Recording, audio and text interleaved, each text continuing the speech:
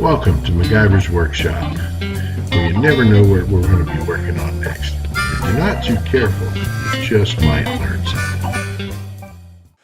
Hi there. Welcome to another episode of MacGyver's Workshop, where you never know what we're going to be working on next, and if you're not too careful, you just might learn something. Today, we're going to get started working on this project that's been sitting here forever. So we're going to see how we can get this thing resurrected and get it back to life. It's got some issues. Main engine running issues, for one, we're going to have to deal with. There's one right there. The EGR tube is all toast, and we'll have to work around that at some point.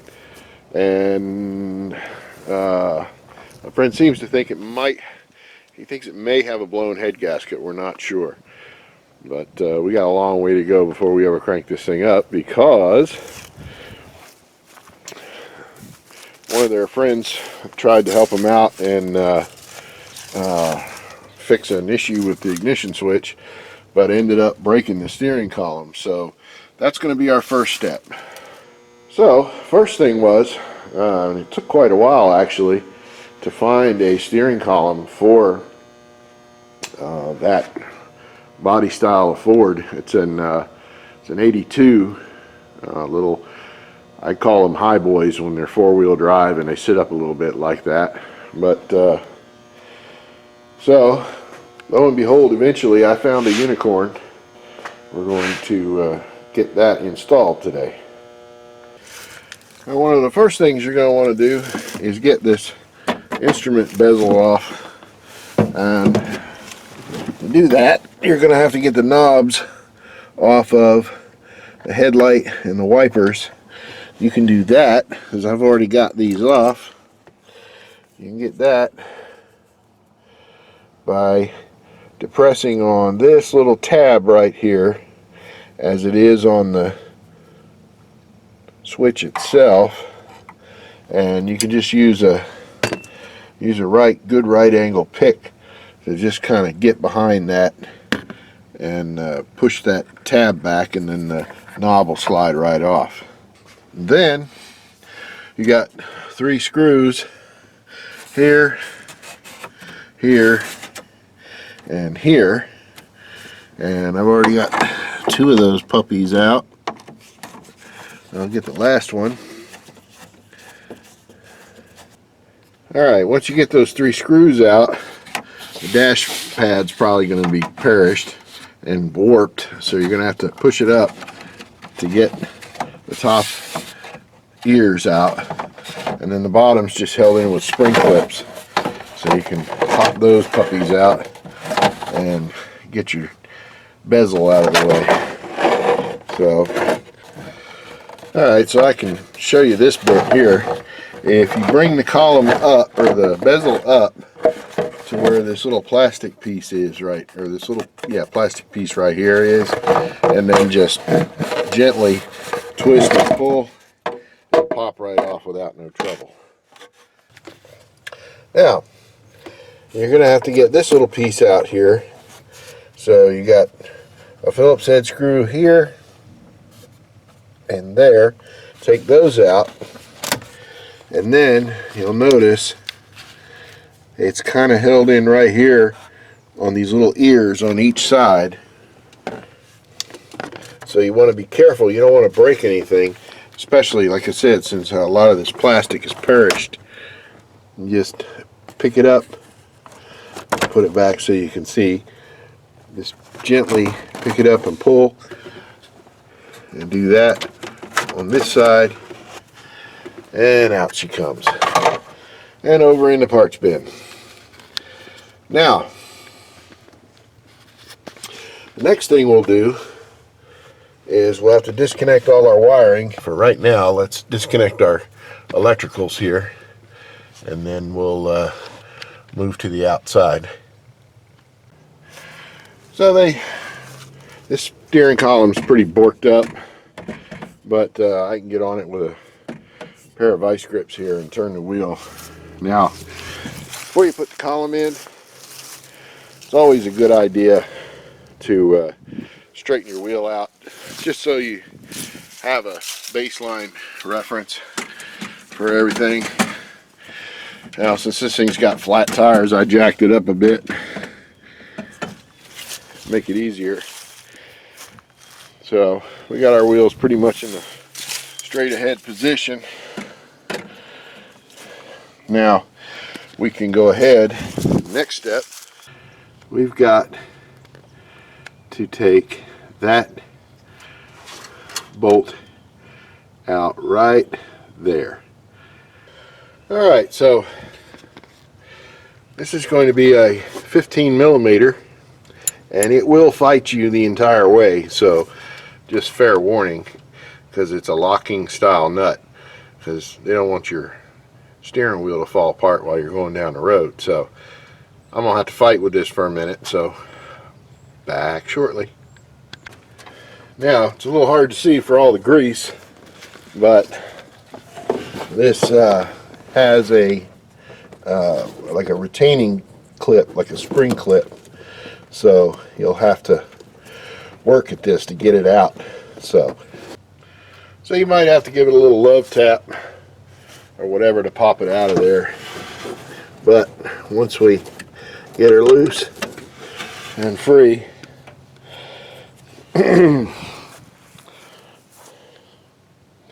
this is what you have. And that just helps retain it. Even if the nut does fall off, that'll help retain it a bit on the steering column.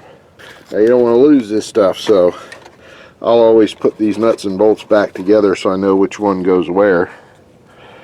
So then we'll do that and put it in our handy dandy high-tech bolt retaining system here. I'll show you in just a second.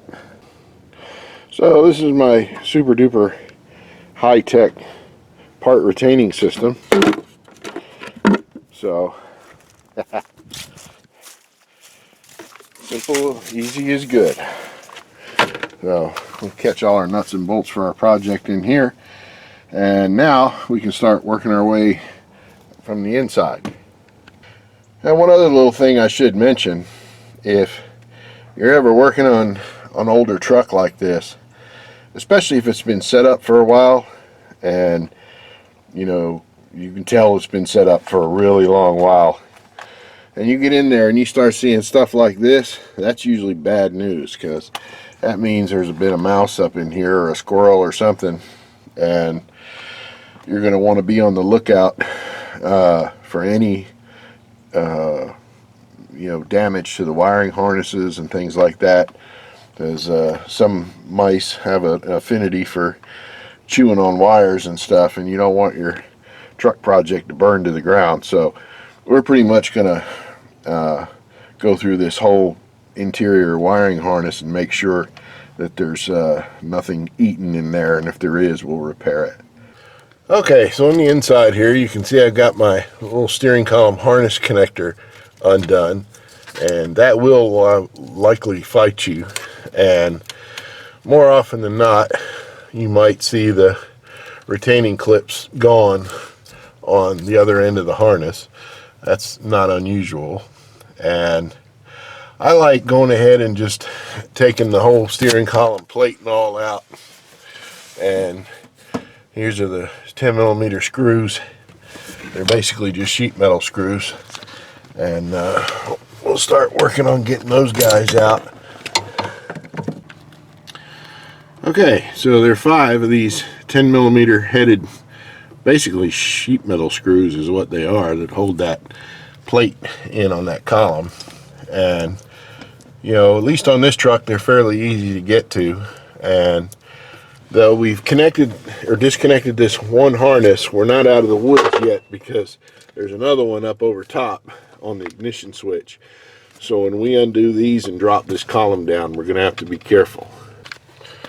Alright, now these bolts here are going to be 15 millimeter. I've already broken them loose. And we'll want to get those, and we're going to want to support the steering column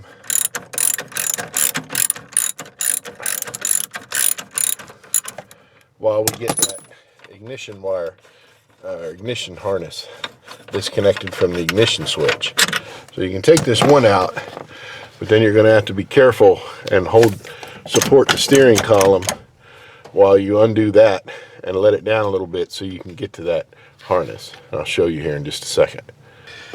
Alright, so now you can see this wiring connector right here. We're going to have to take that off, and we're going to want to be careful because those plastic retaining clips, they will snap. So I'm going to go get me a screwdriver to help gently pry that thing loose.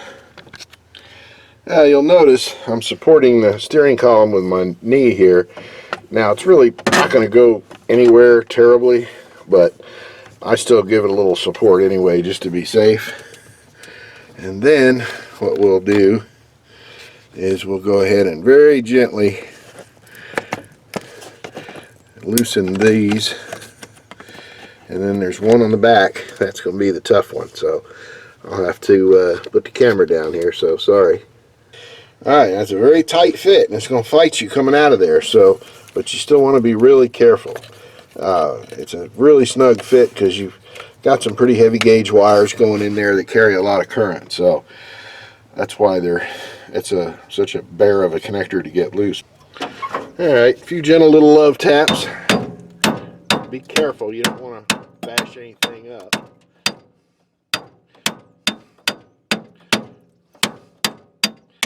And there we go. Now she's out. Now, we're going to pull our steering column out and watch for any loose wires, like these wires that are somebody had for these aftermarket fog or driving lights. And there we go. So let's go set it next to our unicorn and make sure we got the right one.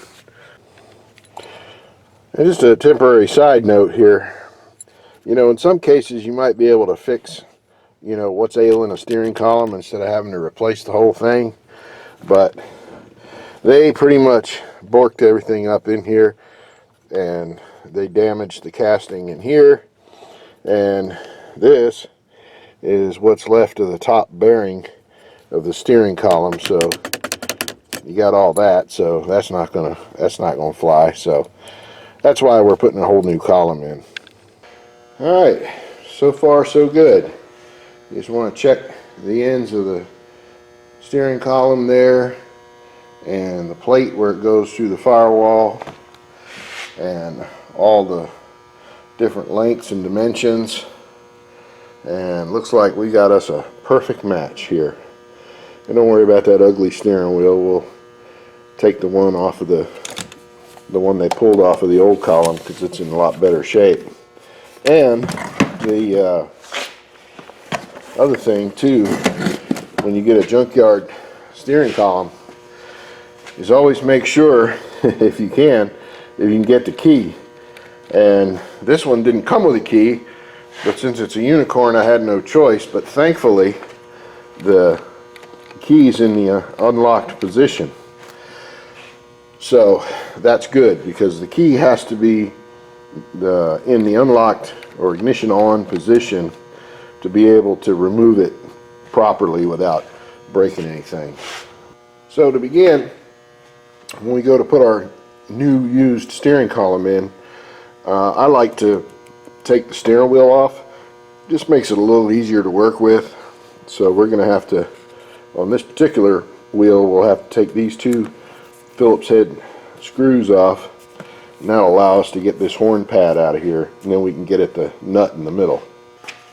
Alright, let's go ahead and get these guys out of here. They're just a standard little Phillips, and you want to save them, even though we won't be using this steering wheel on the new one. It's always a good idea to save these little trim screws and stuff like that if you do any kind of projects, because these little weird screws with different shoulders on them and things like that, they're always handy to have laying around in your bolt bin. Then with the two screws out, you gently work this thing out of here. Now this one has one of these aftermarket steering wheel wraps on it, and then you got two little spade lug connectors here that connect the electrics of the horn switch. Just gently work those out, and if this thing's in good shape and you've already got a good one, then you know, who knows, maybe you could even sell it, get some money back out of your project. And then next thing we'll have to do is get this nut out of here, and then we'll use a puller to get that steering wheel off. You don't want to go whacking it with a hammer if you can help it, because all you're going to do is damage the end of the shaft and possibly damage the bearings inside the column. Now that's a 24 millimeter. We'll get this off of here.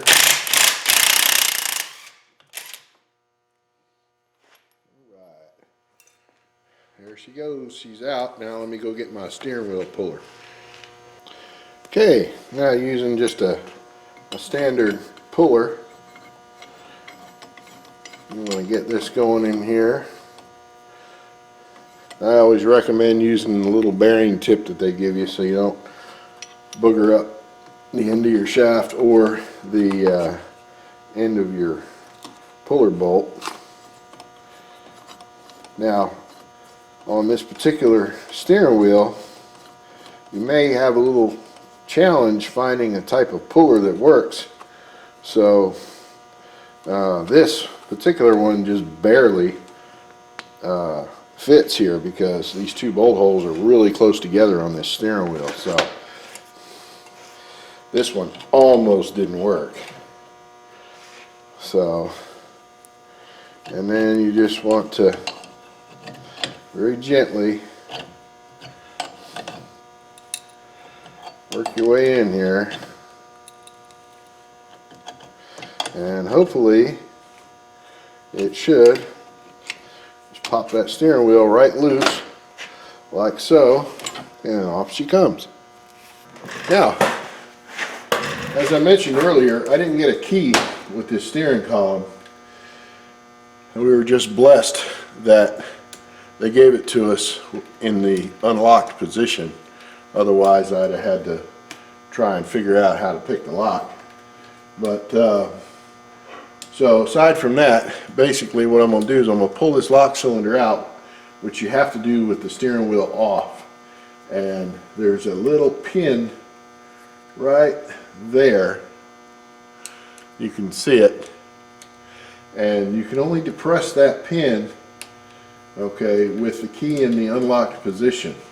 Now the best tool for that is a good right angle pick, and don't skimp and buy the ones from Harbor Freight because they'll just bend on you. But as long as you get you a decent set, like maybe a good set of Craftsman or just a good high quality set. They usually come with 3 or 4, like a straight one, a right angle, and a hook, and all kind of good stuff like that. But this works best because then what you can do is you can use this to push that pin in. It's spring loaded, and then you should be able to work that cylinder right on out of there.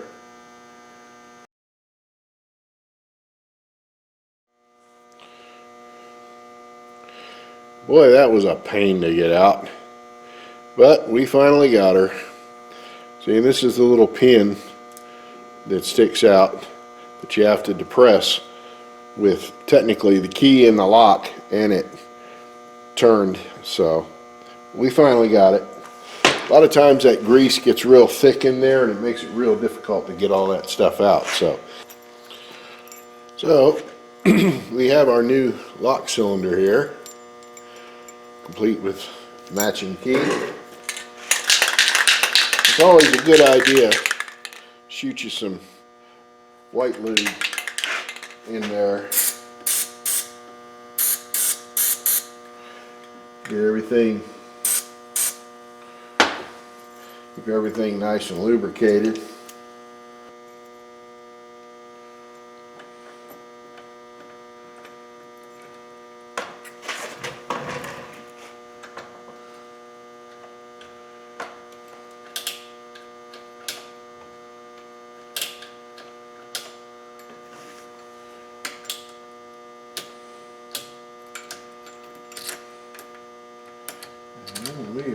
Good to go.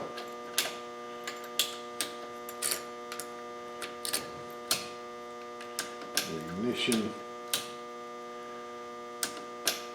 accessory, your lock, unlock, ignition on, and then crank. So we're good.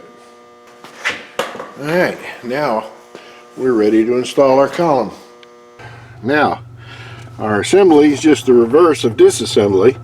We finagle our column in, and then we'll attach it on the other side of the firewall. You know, it is nice to have an extra pair of hands when you're doing this, but it is doable by one person. That's what I'm doing here pretty much. Now, we'll hook up our ignition connector there, and then we'll hook up our turn signal and horn and emergency flashers and all that good stuff. Hook that back up. Then we can go ahead and get the rest of all this in here. I had to get the steering column shaft hooked up outside there. Only having one pair of hands here, I wasn't able to get some good video of it. I apologize for that.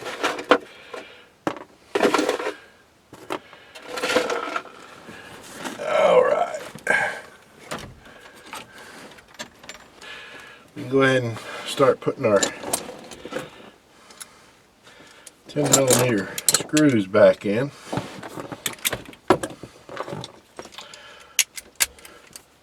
Hold the column in to the firewall.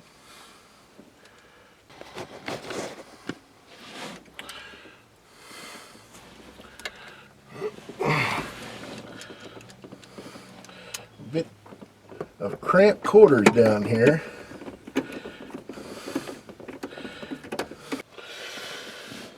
Alright, so once you have your nut retightened out there on the steering box where it connects to the column, and then you tighten these two up, and then we can start going back with this stuff.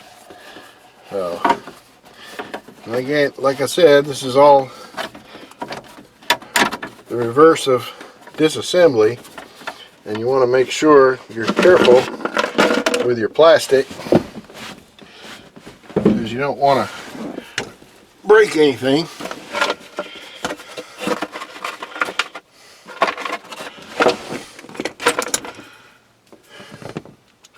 Put our two screws back in here. Hold that little piece up there.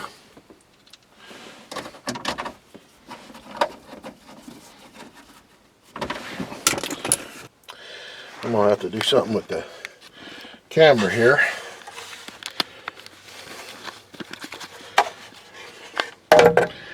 So we'll want to get our piece back on here like I showed you before. Alright, now we got everything back in but the steering wheel. So as I said on earlier, we made sure that our wheels were pointed straight ahead so that when we put our steering wheel back on here, we'll have it lined up with its little mark and we should be good. So that'll take care of that. Now I'm not going to bolt this back on yet because I've got a lot of work to do inside here, and we'll be tearing a lot of this stuff back apart again in a future project, so, or a future phase of this project. So anyway, what we would do if we were putting it all back together is we'd connect our two little wires for the horn there, and then put our horn cover back on with our two Phillips screws in the back, and that would do it. So there you have it. That's how you change a steering column in an F-150, or at least an early model, the 80s. And we've got our, see, we got our key nice and working. Everything's good there. We got our little button we got to push to get our key turned back here. Ford was big on that back in the day. And there we go. So till next time, appreciate y'all watching. And please subscribe if you like what you see, and if you don't, tell me. And always welcome all comments down below. And you could always email me directly at MacGyversWorkshop@gmail.com. And don't forget to click the little notification bell icon so you'll get a little notification next time I post a video. Now, this one's going to be probably a long running project on this truck because there's a lot that needs to be done to it. So stay tuned. See ya.